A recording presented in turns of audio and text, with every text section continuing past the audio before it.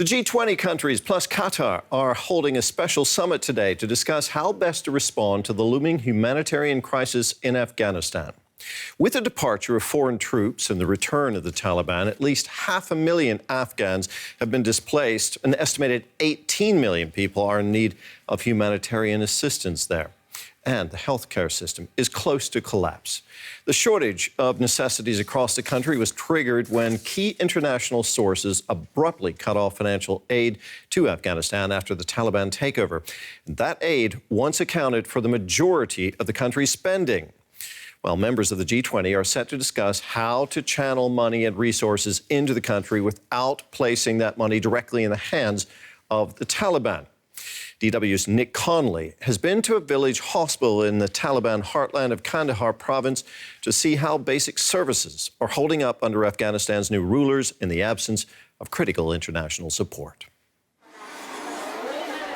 Afghanistan's banks may have shut their doors in expectation of better times, but that's not an option for this village clinic, even if its staff haven't seen a paycheck in nearly 6 months. Difficult pregnancies, malnutrition, polio and COVID. The doctors here have seen it all. The problem is, they soon won't be able to afford the petrol they need to get to the job they're doing for free. These two girls were injured by bomb blast 3 months before. They gave this things for the fractures of the bones, and they are coming every 3 days. Every 3 days for their dressings. An improvised landmine, intended by the Taliban for government forces, changed these girls' lives forever. Their father says they were lucky. A boy they were playing with died in the same blast. Another girl lost both legs. Their treatment requires care and patience, but the antiseptics needed are inexpensive, just about affordable for their parents, even if the clinic's supplies finally run out. Many other conditions require medicines way beyond the pocket of ordinary people living in these villages.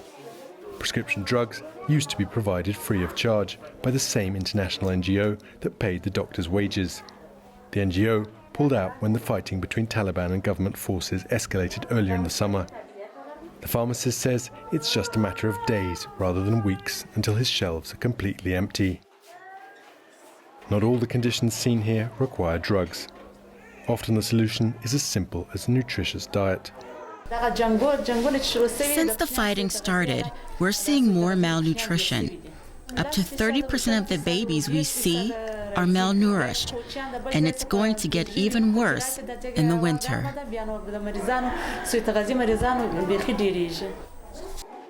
This mother tells us it's all still a shock to her. Her experience with her first baby was very different. We don't have anything, not even flour. My husband is a day laborer. He goes weeks without finding a job now.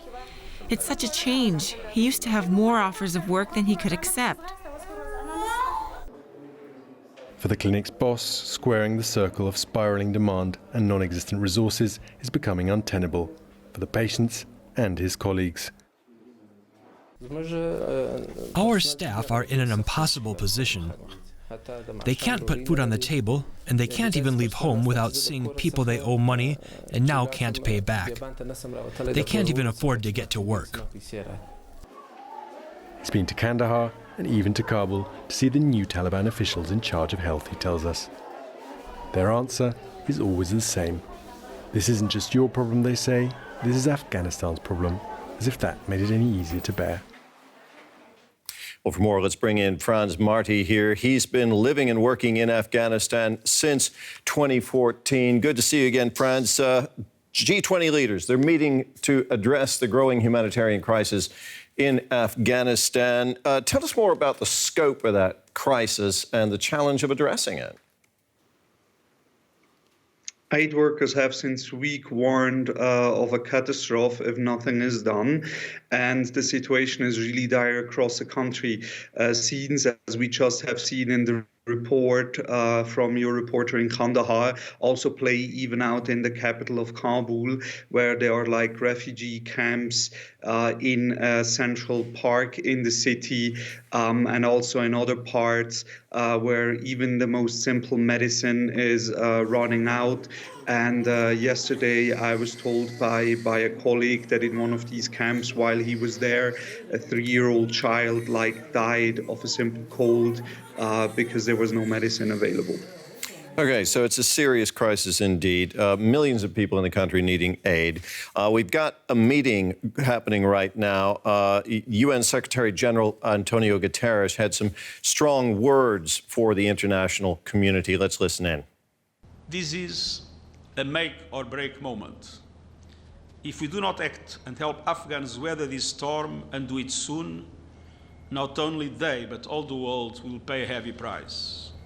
Without food, without jobs, without their rights protected, we will see more and more Afghans fleeing their homes in search of a better life.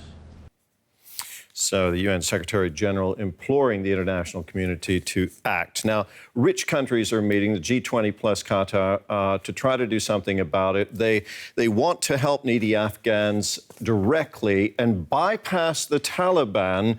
How realistic is that, Franz?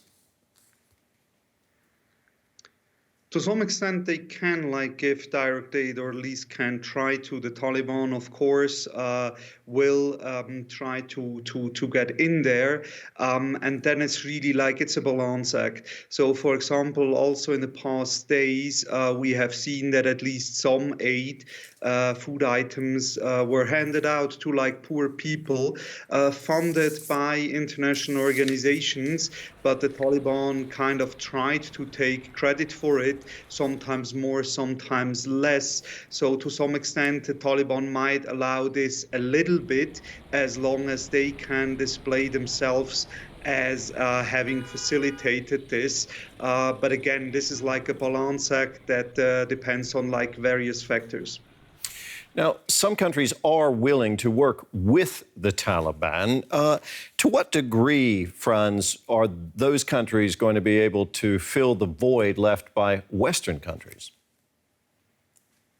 Realistically speaking, not at all. For example, there's a lot about Chinese willingness to engage the Taliban. But if one looks soberly at the fact, the amounts of money that China pledges for aiding Afghanistan and the Afghan people, it's like a drop in the ocean compared to what the U.S., as mainly the U.S., plus some other Western donors gave. So yes, some countries might have less problems to engage the Taliban, but usually what they do is not at all comparable with Western aid during the past 2 decades. Franz, thank you very much. That was journalist Franz Marti in Kabul. For The View from Europe, I'm joined by DW Brussels correspondent Terry Schultz, who herself has reported extensively from Afghanistan. Terry, the EU has just held a meeting of development ministers, and now the G20 leaders are meeting to discuss ways to tackle the crisis in Afghanistan. What's on the table? Good morning, Terry. Well, as you saw in that report, Afghanistan is in a very dire situation. The banks are closed, the hospitals have no supply, there is literally no food. And the Norwegian Refugee Council, which has continued to work on the ground there, says 1 million children may die this winter alone if something is not done and fast. So what the international community is doing is looking at ways it can get humanitarian aid into the country without putting money back in the hands of the Taliban, which is not considered a legitimate government. But it's very difficult to see how you can do that. The Taliban is in control of the entire country. There is no choice but to talk to them about getting supplies in. And as we all know, Terry, as we saw in those final days of the evacuation, the international community did say it was going to continue to help Afghanistan. What the G20 is going to be looking at today is how. Okay, you mentioned the desire to circumvent the Taliban, but as you point out, Terry, the Taliban are in complete control there. Is there a strategy then for getting around, for bypassing the Taliban by these donors? I think that leaders are having to acknowledge that any early hopes that they could somehow help the people without negotiating with the Taliban are now gone. I mean, you've even seen at the airport that that countries have had to talk to the Taliban about getting that up and running. So there's really no choice here. And we're going to have to see what verbs they use. You cannot completely circumvent the Taliban. You have to speak with them. What is really important also for many Afghans is that you don't recognize them. So that's what we're definitely going to see here, is how leaders decide to talk to the Taliban and get humanitarian aid into the country without conferring upon a militant group, an insurgent group, any legitimacy of being the government. And the Taliban holds a lot of cards here. Exactly. It's virtually impossible to get around the Taliban. This weekend, the U.S. held its first face-to-face talks with them since the takeover.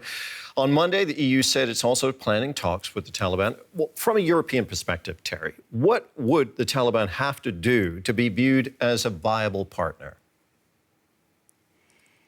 This is going to be a very, again, difficult process to assess because the international community has very little leverage over the Taliban other than this money, which is going to be needed to save the country from collapse.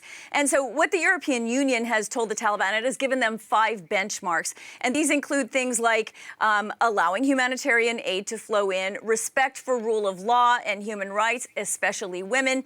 Also something that is very important across the board to all countries working with Afghanistan, and that is that the Taliban do what it can to not allow Islamic State attacks to again come out of that country. And with the Taliban itself considered a terrorist group, again, these are very delicate talks, and leaders themselves, leaders at the G20 today, are going to have to figure out amongst themselves how they are going to manage this, this very delicate negotiation.